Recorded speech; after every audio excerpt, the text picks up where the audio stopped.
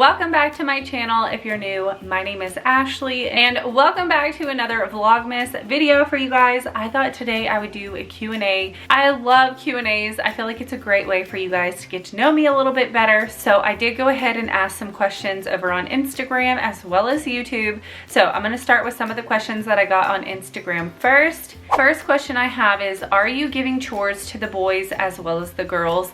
And absolutely yes, because I want my boys to grow up knowing that chores around the house are not only for girls, but they're also for boys. Even though my husband really doesn't pitch in around the house because he works really long hours and this is just kind of the way we've always done things. But I want my boys to know that boys have to chip in just as much as girls. And, you know, like I explained to them, you know, one day you're going to be on your own and you might not have a wife or a girlfriend around and you're going to have to know how to do all of these things. So as of right now, Ethan is my 3-year-old. He just does like picking up toys or letting the dog out to go potty, feeding him, really simple chores. That's what he does. And then Austin does the dishes. So he picks up the dishes from the dishwasher and he also has to take out all the trash in the bathrooms and of course keep his room tidy. I typically make the kids clean their rooms on the weekend. That's just kind of what works best for us, especially because I have a cleaning channel. It makes it really tricky trying to balance, you know, teaching them responsibility and me having content to film for my work. So it's a really hard balance, but I want to make sure my kids know that chores are important and I want to make sure they are taught responsibility. Someone asked, what is on my Christmas list? And I really don't have that much on my Christmas list. Honestly, I just want a cordless vacuum. I've been wanting a really good quality cordless vacuum for quite some time. I just haven't wanted to like bite the bullet and like spend that much money on a cordless vacuum. But I've had a lot of feedback from my cleaning channel on what brand works really well. Some friends that I know have recommended one. So I asked my husband for a Dyson cordless vacuum for Christmas. We'll see if he gets it. And then the other thing that I want is a new fridge. I know my gifts are very expensive, but they're also practical and not really just for me. They're kind of for the family. But if y'all been here for a while, then I'm sure you've heard me complain about my fridge, but I can't stand our fridge. It not only leaks water, the ice just falls out of the ice maker. All of the crispers are cracked, but it's also just too small and not really functioning well for our family.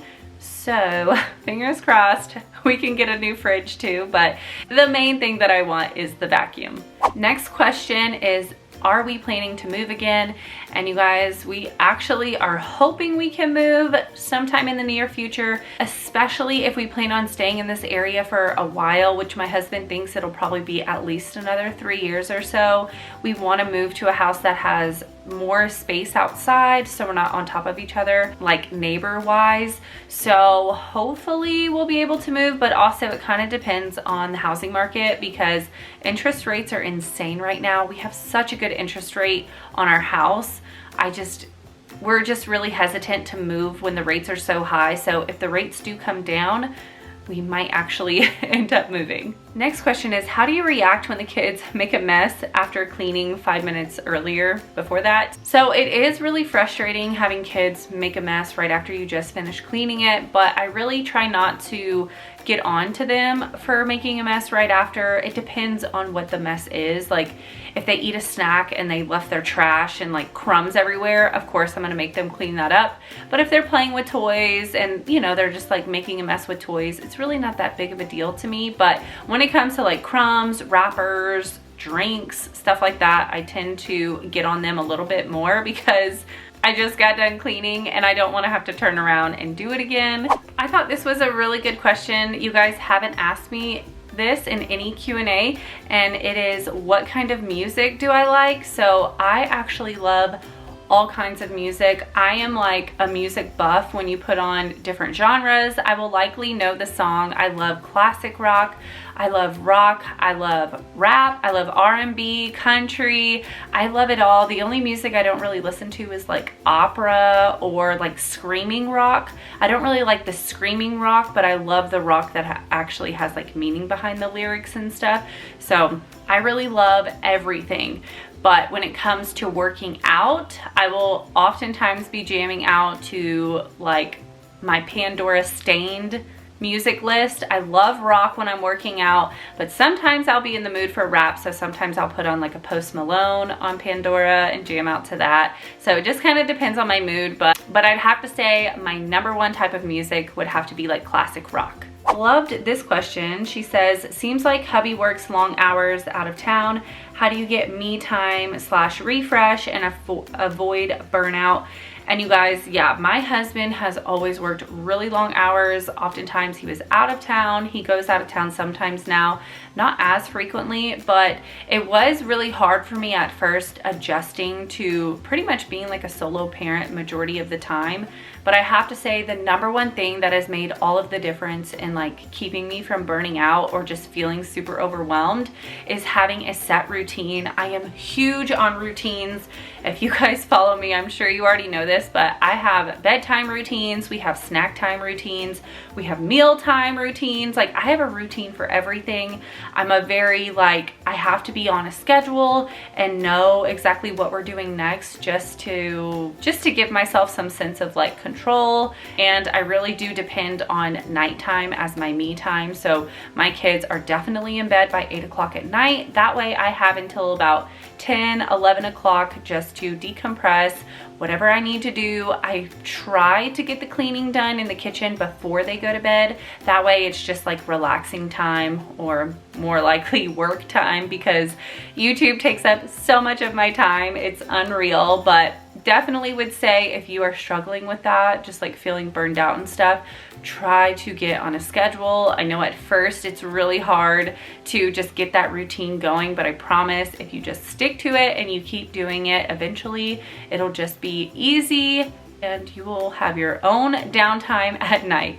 Someone asked, what is my favorite perfume? And I love all kinds of sprays from Victoria's Secret. I'm more of like a spray person, not so much like expensive perfume, but the only perfume that I will actually buy and spend the money on is the Gucci Couture. I love this perfume. Let me go grab it so I can show you guys which one it is. Here is the perfume, if I can get it to focus. It says Noir, N-O-I-R, Juicy Couture. Love this, my absolute favorite perfume ever. I am running low on it. I typically buy it from Sam's Club because it's cheaper, but I know you can get it from Ulta and stuff, but I love the way that smells. It is the only perfume that I will buy that's like more expensive. Now we're gonna go to some questions that I got on YouTube, and Sheila asked, what age do you think it's best to start having your kids do chores? And I definitely would say start young. Just have them start cleaning up after themselves, like their toys on the floor. I'd say anywhere from around age 2. I mean, you could even do it like when they're 1. I mean, obviously they're not going to be very good at it, but I'd say around 2, 3 years old, they understand the concept of like cleaning up after themselves. Obviously it's not going to be perfect, but what I like to do is while we're cleaning up, you know, the cheesy like clean up, I will sing the song starting at a very young age, and I will help them clean up. That way they don't feel like they're doing it all by themselves, and it makes it a little bit more fun and enjoyable for them. So I've always done that with all of my kids. Like we do the cleanup song, we clean up our mess. Ethan, now that he's 3 though, I will make him clean up his toys usually by himself. If I'm in a rush, I will help him, but with him, I have started having him like fully clean up his toys. That way he knows, like, if you make the mess, you have to clean it. And you guys, Ethan is like a whole different type of child. Like, he's just so different from the other kids. He has started this new saying where I ask him to do something and he's like, Mom, that's too much work. And I'm like, too much work? So I'm a big believer in like getting down on your kids' eye level and like talking to them, just because I feel like, I don't know, I feel like when you're on their level, they just listen better and they really absorb what you're saying. So I always try to get down on his level. And whenever he tells me that, I'm like, Ethan, who do you think has to clean that mess up? If it's too much work for you, do you think it's fair for mommy to have to do all that work when I didn't make the mess? And so I've really started like trying to instill that in him, and he's understanding that, okay, I guess I should clean up my own mess. So it's definitely a work in progress. I mean, when they're toddlers, it's tough, but don't let them fool you. They are very much capable of cleaning up after themselves. And Sheila also asked, how do you motivate your kids to clean and help with chores? With that, I feel like it's gonna depend on each child, what kind of motivates them. My kids were always asking for money for roadblocks, or whatever. I'm sure you guys have heard of it. So they would always want money. And so it started off as every end of the week on Friday, if you've done your chores, then you can get $5 for Robux. And now that they're a little older, I let them pick. You can either have the money or you can, spend the money online. That usually is enough motivation for them. But if they're being a little bit more stubborn, then I also say no iPad time until you get your chores done. Especially like for cleaning their room and stuff, I will check their room, make sure, it's to good enough standards, and then I'll let them have their iPad. So I really do think it's gonna depend on your kid and what kind of motivates them, or if it's candy, money, a trip out, going to get ice cream, maybe stopping at Dunkin' Donuts, like taking them to do something special once a week. Just whatever you think would motivate your child most is what I would do to just get them to chip in. And then sometimes if the kids are like, well, I don't want the money, or I don't want this, then I just tell them, well, too bad. You're part of this family and you have to do your chores. Just like I don't want to do all the things that I have to do, but I still have to. So it's just the way that it is. But once again, most of my kids are a bit older, so that works. If your kids are younger, then obviously, it might take a little bit more bribery. I thought this was a really good question by Hazel Kemp. She said, how do you find motivation? She's an older mom. She has a 4 and 2-year-old, both boys, and she has a hard time finding motivation to do simple tasks and take care of herself. And she said she's just looking to see if I have any secrets. And I definitely feel this because majority of the time I do feel very tired and like I don't have enough time in the day. I just want to relax, take a load off. But what I try to do when I'm feeling that way is just remind myself, like, if I don't do this, how am I going to feel later? Is it going to make me feel more overwhelmed? And I find that it really does put things into perspective. Like, okay, it's really not going to take me that long. Let me just get it done. I've also heard like set a timer for 10-15 minutes. Like say if you want to sit down and relax, it's the end of the day, but your house is a mess, set a timer for 10 to 15 minutes and then just hustle. For 10 to 15 minutes, do as much as you can and then stop when the timer is up, and at least you feel a bit of accomplishment versus just sitting down and relaxing and getting nothing done. But I definitely can understand just like the feeling of, being exhausted and wanting to just relax. But just try to encourage yourself, remind yourself like you're gonna feel so much better when you get done. The next day is gonna run more smoothly, or whatever the task might be. Like you just have to sometimes power through it. And I feel like the more you kind of have this like pep talk with yourself and the more that you follow through with it and actually do the task, the easier it gets each time. So you don't have to persuade yourself as much each time. It just gets a bit easier. So I hope that kind of makes sense to you. I know it works for me, so I don't know, maybe it'll help someone else out. Next question from Steph and Fam. She said, what is your secret to a happy marriage? And you guys, honestly, I think the #1 thing to a happy marriage is always choosing your partner. No matter what it is, no matter what you're going through, just always choosing to try to make things better for your marriage, because it's a given. You're gonna have tough times. There's gonna be ups and downs, but you have to remind yourself you chose this person, and you have to just kind of remind yourself, like, what were the things that made you fall in love in the beginning whenever the times get tough? My camera died, but that's definitely #1. I think the second thing I would say is picking your battles.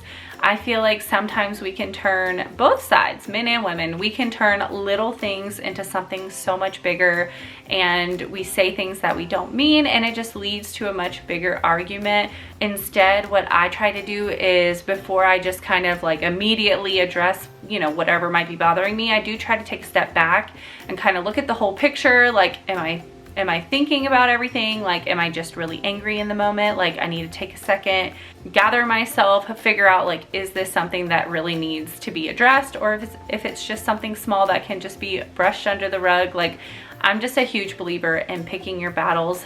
Me and my husband really don't argue anymore. Like I'd say in the earlier years, probably the first 7-8 years, we would have more arguments, and I feel like that was a lot to do with us just being younger and really getting to know one another and just understanding like how we both think and function and stuff, which I think is so important. Like it really does take a long time to fully understand the person that you're with and like all the little quirks that they have and stuff, but I feel like over time I just learned, you know, both of us were like, it's not really worth talking about. Like we'll usually say something sarcastic and like, you know, that's it. Like we just move on. And the last thing I would say is don't forget to date your husband. That is the number one thing. Don't forget to be silly like you used to be before kids. I know me and my husband, we would always play around, like play fight and just like, you know, do the little things you do when you're like younger and free and you don't have kids around. So me and my husband definitely still try to do those little like flirty things, have fun with each other. And then of course, when you can, try to go on date nights. Me and my husband really have been bad about going on date nights. We really would only do it for like anniversaries, and it really wouldn't be even every year because we've never really lived near family, so we've never had help. I don't have like someone I can call to watch my kids that I trust. I don't really trust many people, so I'm not gonna just like get a random babysitter. That's just me personally. So we really don't go on that many dates, but we do make a point to, like I said, lay the kids down for bed early, and then we spend time together at nighttime. So even though we don't go out on dates, we still take that time to just be alone together, even if we're just like watching a movie or hanging out or whatever. I just think it's important to always carve out a little bit of just y'all time. This is another marriage related question. Maria Navarro, she said, how do you and your husband work out your arguments or disagreements in raising the kids?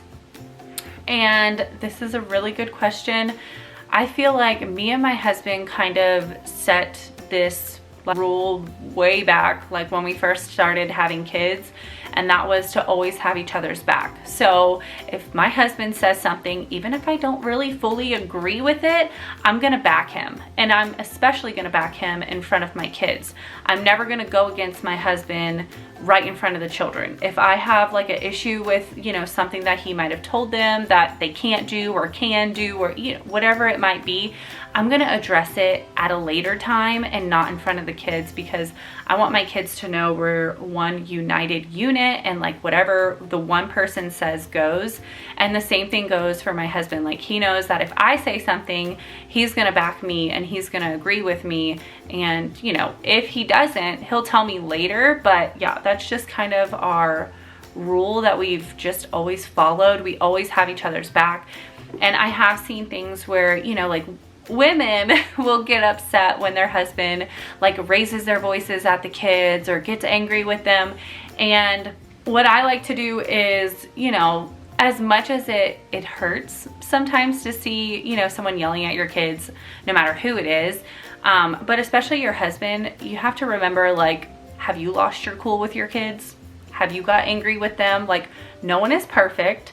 Of course we feel guilty afterwards, but you don't want to address that in front of your kids and then have your kids be like, oh, well, you know, I can get away with stuff, or my mom's not gonna let him do that to me, or you know, vice versa. It can go either way, but I definitely think it's super important to have each other's back and be united, especially in front of the children. That at least works for us and our family.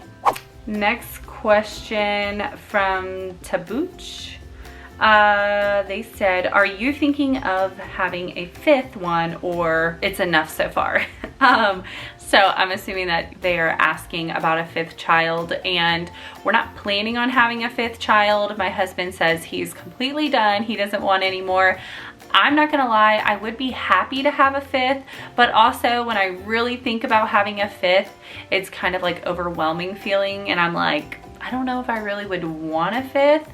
But if we happen to have a fifth, of course I would be super happy. So I'm just kind of like in this in-between spot. Like, we're not trying to have a fifth, we're trying to avoid having a fifth, but if it were to happen, we would be happy. Claudia asked, do you see yourself continuing to stay home after all the kids are in school full-time, or do you have other plans for work? I know this YouTube channel requires a lot of time, so I could see you doing this for a while. And I've actually been thinking about this quite a bit.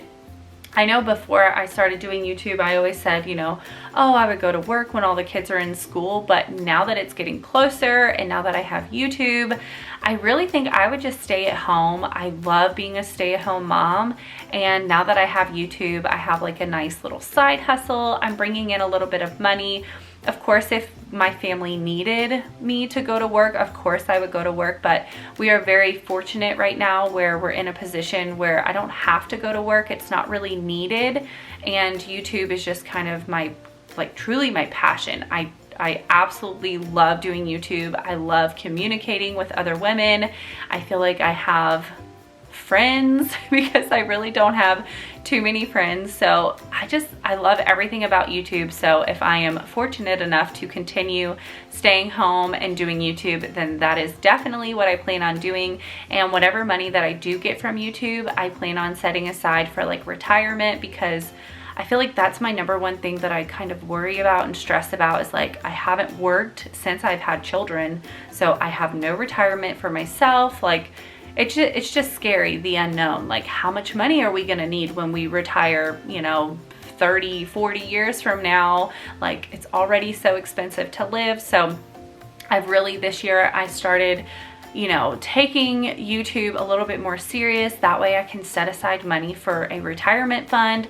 I just started my first Roth IRA, which I'm like super excited.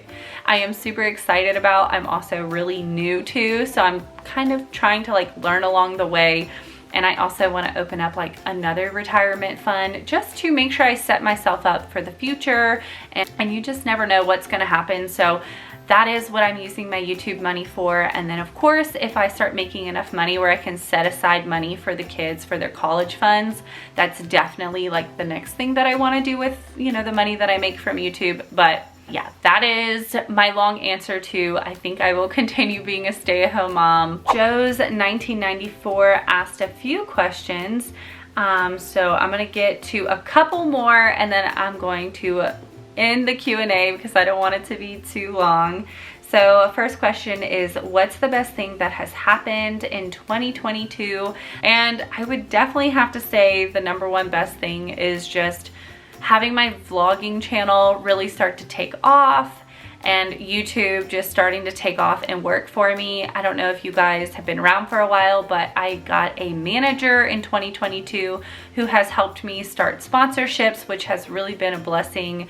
It's definitely been helping out, you know, our family, and just seeing my channel grow and the potential for the future on YouTube makes me so excited. You guys have no idea. I always loved watching YouTubers and thought like how awesome it would be to be online and have this like huge community of people who are invested in your life. And I never thought in a million years that I would be doing YouTube and be a YouTuber. So it's just so surreal that now I'm doing it. And I don't know, I'm just super excited that 2022, my dreams of being a YouTuber is coming true. I one day want to hold that silver plaque when you hit 100,000 subscribers. That is a huge goal of mine. So I don't know, I'm just super excited. And this year it really just opened my eyes to, you know, the potential is there, the possibility is there, and it has me super excited. I loved this question that she asked too. It says, tell us one thing about each of our 4 kids that they take after me or my husband or both of us. So I love this question because I feel like you guys don't really get to see the kids, you know, like too much in my vlogs. But I would say Aubrey, my oldest, she's 12. She is definitely the most like me. Like I feel like the older she gets, she's definitely starting to look like me, but her personality definitely reminds me of myself. She's very empathetic and a people pleaser, and that definitely reminds me of myself. I've always been a people pleaser, which I have been working on actually to learn how to say no sometimes. But yeah, I can definitely see that in her, and she's very emotional like me. I'm a very emotional person too. So it's just crazy to see her literally turning into my twin. And then Adrian is my 10-year-old, and she definitely reminds me of my husband. She's very competitive like my husband. She's outgoing. She's a people person. She is like bubbly. She'll talk to anybody, and that is definitely not me. I'm very quiet and more reserved. So she definitely got that from my husband. And then Austin, I would say, is probably a good mixture. I feel like he is pretty competitive. Like, he does like to play sports and do all that like my husband, but I think his personality is a little bit more like me. He's a little bit more quiet. He is very sweet and like emotional and a people pleaser. So I definitely feel like he's like a good mix between the both of us. And then Ethan, my youngest, he is 3, and he is like, I don't even know. I'm like, I don't know where he came from. He's tall.